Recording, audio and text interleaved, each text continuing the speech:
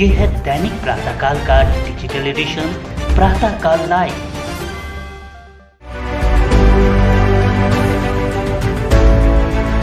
महाराष्ट्र में विधानसभा चुनाव सिर पर है।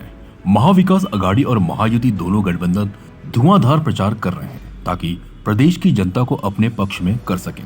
इस बीच महाराष्ट्र की राजनीति के सूरमा माने जाने वाले शरद पवार ने एक ऐसा बयान दिया है जिससे माना जा रहा है कि वह जल्द ही अपने पॉलिटिकल करियर को बाय बाय कर देंगे। दरअसल अपने गढ़ बारामती में शरद पवार ने कहा, मैं ये बताना चाहता हूं कि मैं अब सरकार में नहीं हूं। मेरे राज्यसभा के कार्यकाल का 1.5 साल अभी बाकी है। इसके बाद राज्यसभा में जाना है या नहीं, इस बारे में मुझे विचार करने की जरूरत है। उन्होंने आगे कहा, मैं अब चुनाव नहीं लड़ूंगा। मैंने 14 चुनाव लड़े हैं। मुझे अब विधायक नहीं बनना, सांसद नहीं बनना। मुझे लोगों के सवाल हल करने हैं। अगर हमारे विचारों की सरकार आती है तो सरकार के पीछे हम मजबूती से खड़े रहेंगे।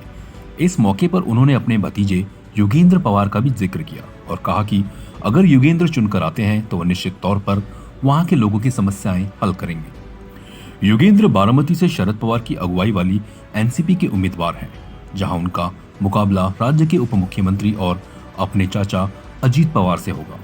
योगेंद्र के लिए खुद शरद पवार बारामती से चुनाव प्रचार भी कर रहे हैं।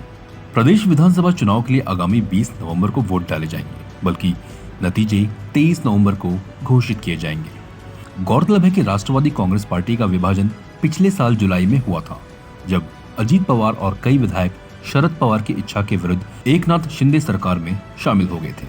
बाद में निर्वाचन आयोग ने अजीत पवार गुट को पार्टी का नाम और घड़ी चुनाव चिन्ह दे दिया, जबकि शरद पवार के नेतृत्व वाले गुट का नाम एनसीपी शरद चंद्र पवार रखा गया।